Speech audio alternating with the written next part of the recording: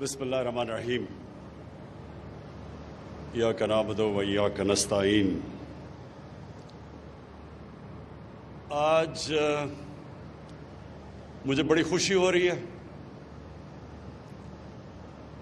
کہ پنجاب گورنمنٹ نے اور میں عثمان بزدار آپ کو، جہانیہ گردیزی آپ کو، عثمان آپ کی ایڈمنسٹریشن کو، چیف سیکرٹری کو، آپ کی ساری ٹیم کو، میں آپ کو آج خراج تحسین پیش کرنا چاہتا ہوں کہ آج آپ نے وہ قدم اٹھایا جو انشاءاللہ ٹائم یہ ثابت کرے گا کہ آپ ماڈرن ایگریکلچر کی طرف جا رہے ہیں۔ جو کسان کی اب آپ مدد کرنے جا رہے ہیں کسان کارڈ سے، یہ جو آج ایک بڑا زبردست کانسیپٹ آپ نے لانچ کیا کسان کارڈ کا، یہ انشاءاللہ ٹرانسفارم کرے گا پاکستان کو، تبدیل کرے گا، کیونکہ جو کسان ہیں وہ اصل میں پاکستان کی ریڑھ کی ہڈی ہے۔ جتنا ہم اپنے کسان کو مضبوط کرتے رہیں گے، ہم اپنے ملک کو مضبوط کریں گے۔ تو یہ جو آج آپ نے اناؤنس کیا کسان کارڈ، یہ شروعات ہے، یہ زبردست کانسیپٹ ہے۔ پہلے تو اس سے جو جہانیہ گردیزی نے میرے خیال میں بات کی کہ افریقہ کے ایک ملک نے شروع کیا، جیسے جیسے آپ ٹیکنالوجی کی طرف جاتے رہیں گے، کرپشن نیچے آتی رہے گی، لوگوں کی زندگی آسان ہوتی رہے گی۔ ٹیکنالوجی اب ایک ایسی چیز ہے کہ سارا پیپر ورک ختم ہو جاتا ہے۔ یہ جو رشوت لی جاتی ہے، جدھر انسان کا انٹریکشن ہوتا ہے دوسرے انسان سے، وہ انٹریکشن ہی ختم ہو جائے گا اس کارڈ کی وجہ سے۔ کارڈ کے اوپر آنے سے پہلے میں آج بڑی مجھے خوشی ہو رہی ہے یہ اناؤنس کرتے ہوئے کہ صرف ہمارے دور میں جو کہ کسانوں کو اضافی ملا پیسہ صرف گندم میں، وہ 500 ارب روپیہ ہے۔ ہمارے دور میں جو گندم کی قیمت بڑھی ہے، 2 سالوں میں وہ 500 روپیہ ہے۔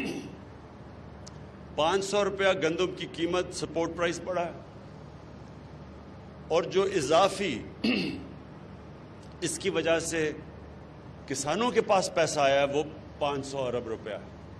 اور یہ جو ٹوٹل گنے کی قیمت جو کسانوں کو ملی ہے،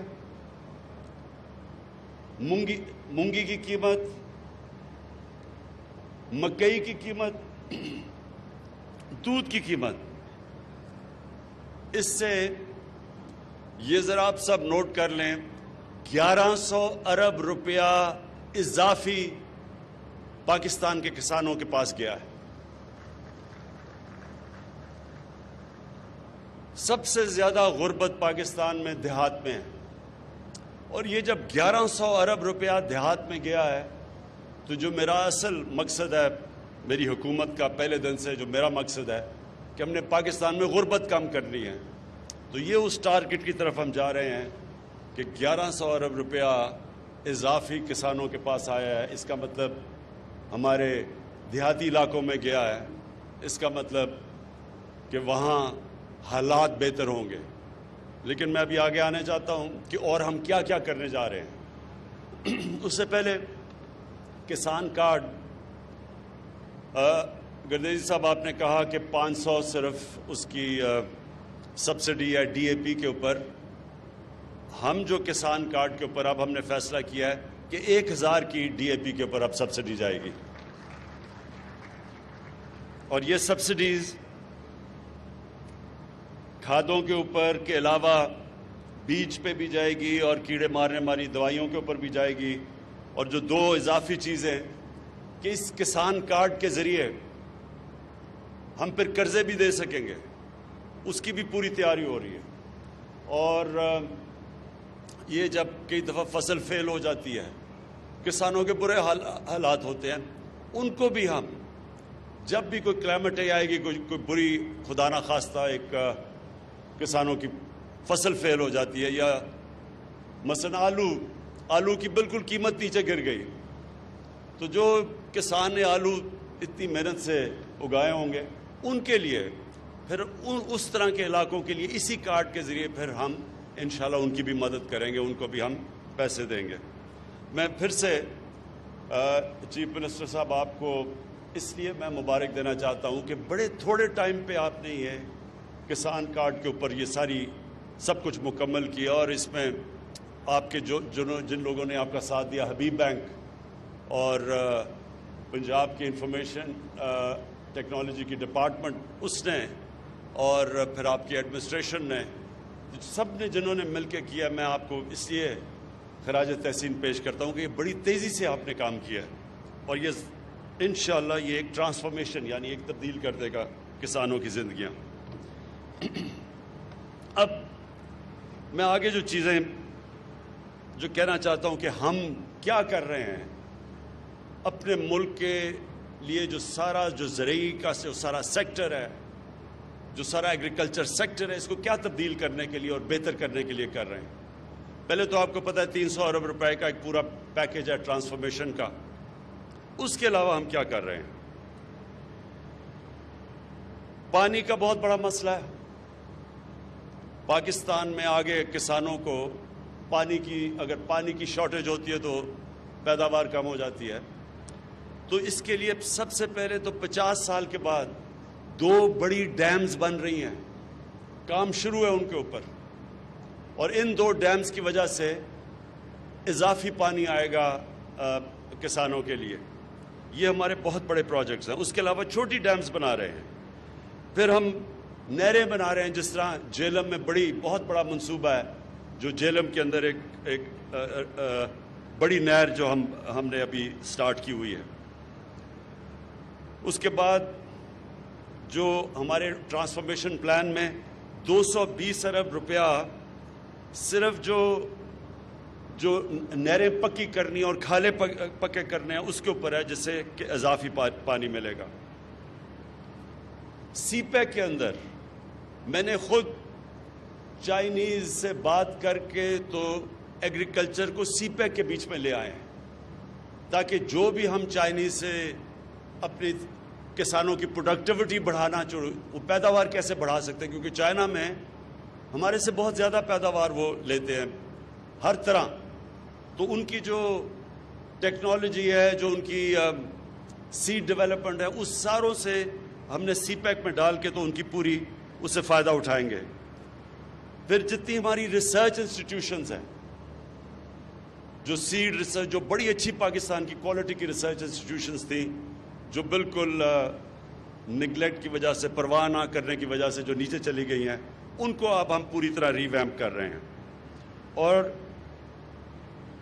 دال، آئل سیڈز، سویا بین، اسپاگول، یہ ساری چیزیں اب ہم پاکستان میں اگانے کی کوشش کر رہے ہیں، کیونکہ ہم باہر سے امپورٹ کرتے ہیں۔ دیکھیں، پاکستان وہ خوش قسمت ملک ہے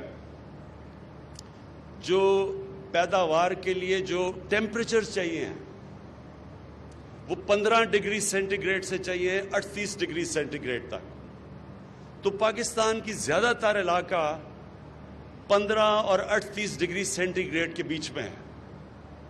اس کا مطلب ہم کچھ بھی اگا سکتے ہیں، اس کا مطلب ہم زیادہ فصلیں سال میں بھی اگا سکتے ہیں۔ ہم اپنے جو اللہ نے ہمیں نعمتیں بخشی ہیں ان کا ہم اور بہت زیادہ فائدہ اٹھا سکتے ہیں، تو ہمیں ضرورت نہیں ہے کسی چیز کو امپورٹ کرنے کے لیے، کیونکہ ہمارے پاس تو 12 موسم ہیں، 12 کلائمیٹک زونز ہیں پاکستان میں۔ تو آگے ہم کیا کرنے جا رہے ہیں اپنے کسانوں کے لیے؟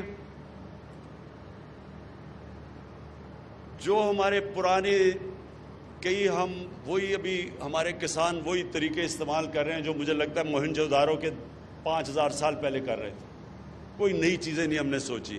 اس کے لیے ہم اب ایکسٹینشن سروسز ان کو پرائیویٹائز کر رہے ہیں، یعنی پرائیویٹ اداروں کو دینے لگے ہیں، کیونکہ گورنمنٹ کی بدقسمتی سے جو ہماری ایکسٹینشن سروسز ہیں وہ انہوں نے بالکل ڈیلیور نہیں کیا، تو پرائیویٹ سیکٹر کو لے کے آئیں گے۔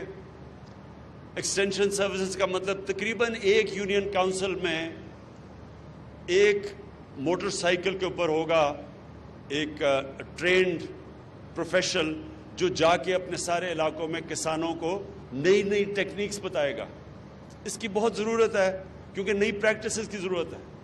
ہماری جو ایگریکلچر ہے وہ بیسکلی سبسسٹنس لیول کی ایگریکلچر ہے، کیونکہ تقریباً 96-97% جو ہمارے کسان ہیں وہ بڑے چھوٹے کسان ہیں، تو ان کے پاس وہ صرف اپنی کھانا اپنا جو پیداوار اگاتے ہیں اپنی ذات کے لیے، اپنے کھانے کے لیے۔ تو ہم یہ ایکسٹینشن سروسز کے ذریعے جس طرح چائنا نے کیا تھا ان سب کو ٹرین کریں گے کہ اپنی پیداوار بڑھا سکیں تاکہ اپنے لیے بھی رکھیں لیکن یہ بیچ بھی دیں اور خوشحال ہو سکیں، تو اس کے لیے ایکسٹینشن سروسز بڑی ضروری ہیں۔ پھر لائف سٹاک، پاکستان میں پتہ نہیں غالباً دنیا میں 7 یا 8 نمبر پہ گائے بھینسیں ہیں، لیکن ہم ابھی بھی دودھ امپورٹ کرتے ہیں۔ وجہ اس کی یہ ہے کہ ہماری پروڈکٹیوٹی بڑی کم ہے، تو اس کے لیے ہم نے 40 ارب روپیہ ہم نے اس کے لیے علیحدہ رکھا ہے کہ باہر سے ہم امپورٹ کریں، سیمن امپورٹ کریں تاکہ ہم ان کی نسلیں ٹھیک کر سکیں، اپنی جو ہماری لائف سٹاک ہے ان کی 40 ارب روپے سے جو امپورٹ کریں گے ان کی نسلیں ٹھیک کریں گے، اور آپ دیکھیں گے کہ یہ 1-2 سالوں کے اندر چینج آئے گا، یہ زیادہ لمبا چینج نہیں ہے۔ اور یہ چینج سے کیا ہوگا؟ ہم سمجھتے ہیں کہ ہماری دودھ کی پیداوار 3 گنا بڑھے گی۔ اس وقت ہم ملک میں مہنگا دودھ بیچتے ہیں کیونکہ پیداوار کم ہے۔ اگر ہماری دودھ کی پیداوار 3 گنا بڑھ جائے، جو ہم سمجھتے ہیں کہ جو ہم امپورٹ کریں گے سیمن اور اپنی گائے اور بھینسوں کی نسلیں ان کی ٹھیک کریں گے، اس سے کیا ہوگا کہ نہ تو ہم سستا دودھ دیں گے اپنے لوگوں کو جو اس وقت مہنگا دودھ دیتے ہیں، دوسری چیز کہ ہم ایکسپورٹ کر سکیں گے چیز اور دودھ، اور ہم سمجھتے ہیں کہ اگر ہم 3 گنا زیادہ پیداوار اپنے لائف سٹاک کی کر سکیں تو $25 ارب صرف ہم دودھ اور چیز کی ایکسپورٹ سے کما سکتے ہیں اگلے 3 سالوں میں۔ پھر جو سب سے تکلیف دہ چیز ہے کہ پاکستان میں جو لاسز ہوتے ہیں سبزیوں کے اور فروٹس کے، سبزیوں اور جو ہمارے پھلوں کے جو لاس ہوتا ہے 50% ہے، اور جو گرینز ہیں یعنی جس طرح ہماری گندم ہے، ہماری مکئی ہے، اس کے اندر جو لاس ہے وہ 20% ہے۔ اب یہ سوچیں کہ 20% اگر پوری جتنی ہم گندم سال کی، اللہ انشاءاللہ جہانیہ گردیزی آپ نے کہا کہ ریکارڈ ہوئی ہے، اور اب میں دعا کرتا ہوں اللہ سے کہ واقعی ریکارڈ ہو، کوئی پتہ نہیں ہوتا، کوئی بارش نہ غلط ٹائم پہ ہو جائے، اللہ کرے وہ ہو۔ اس وقت جو آثار لگ رہے ہیں کہ پاکستان میں سب ریکارڈ ٹوٹ جائیں گے گندم کی پیداوار کے، تو اس میں سے اگر 20% گندم ہماری ضائع ہو جاتی ہے، سوچیں کتنے اربوں روپے کا نقصان ہے۔ اور وہ پھر پھل اور ہماری جو ویجیٹیبلز ہیں وہ جو ضائع ہوتی ہیں آدھی، تو سوچیں کہ اگر وہ نہ ضائع ہوں ہم کتنا سستا پھل اور سبزیاں اپنے لوگوں کو دے سکتے ہیں شہروں میں۔ تو اس کے لیے ہم نے فیصلہ کیا ہے کہ ہم سٹوریج ڈیولپ کرنے لگے ہیں، جو اب تک پاکستان میں سٹوریج نہیں ہے۔ ایک سٹوریج ڈیولپ کریں گے اور ایک فوڈ پروسیسنگ پلانٹس ڈیولپ کریں گے، اور یہ جو فوڈ پروسیسنگ پلانٹس ہوں گے یعنی یہ بھی اگر ہم اپنے دیہات میں لگا دیں تو یہ بھی ہمیں بچائیں گے، یہ جو اتنا ہیوی لاس ہوتا ہے ہماری سبزیوں کی اور ہمارے پھل کے۔ پھر جو ہم اپنے کسانوں کو جو قرضے ہیں وہ ہم دگنے کر دیں گے، جو ابھی ہیں اس سے دگنے کریں گے تاکہ کسانوں کے پاس مزید اور پیسہ آئے اپنی پیداوار بڑھانے کے لیے۔ پھر दो चीज़ें हम जो खादों में जाती हैं वो हम इंपोर्ट करते हैं, और वो हमें जब इंपोर्ट करते हैं हमारे पास आ गई। सबसे बड़ा प्रॉब्लम हमारा ये है कि हमारे मुल्क में ज़्यादा डॉलर्स मुल्क के बाहर जाते हैं बनिस्बत जो मुल्क में आते हैं। बड़ी मुश्किल से हमने अपना करंट अकाउंट को सरप्लस में लेके आए हैं, लेकिन हमें ज़रूरत नहीं है कई चीज़ें इंपोर्ट करने की। जिस तरह मैंने शुरू में बताया, दालें, इसबगोल वगैरह, ये हम इंपोर्ट, ज़रूरत सब कुछ पाकिस्तान में हो सकता है, लेकिन जो हम खादों के अंदर चीज़ें इंपोर्ट करते हैं, पोटेशियम और फॉस्फेट, वो दोनों पाकिस्तान में हैं। मैंने अभी पता चलवाया कि पोटेशियम का मियाँ वाली और काला बाग में 6 अरब टन पोटेशियम है वहाँ। हमने कभी कुछ उसको निकालने की कोशिश नहीं की। सोचे 6 अरब टन वहाँ है। और हज़ारा में फॉस्फेट्स हमारे पास 27 मिलियन टन है। तो हम अब ये कोशिश करेंगे कि अपनी खादें जो मटीरियल जाता है उनके लिए वो यहीं पाकिस्तान के अंदर ही हम करेंगे। अच्छा, अब आगे मकसद क्या है हमारा, आगे रास्ता क्या है, चाहते हम क्या हैं? हम सबसे पहले चाहते हैं कि हमारे जो किसानों की आमदनी है वो दुगनी हो जाए। किसान जब खुशहाल होगा तो वो अपनी ज़मीन पे पैसा लगाएगा, उसकी और पैदावार बढ़ेगी। तो उसके लिए हमने कोशिश करनी है कि उसकी आमदनी दुगनी हो। दूसरी चीज़,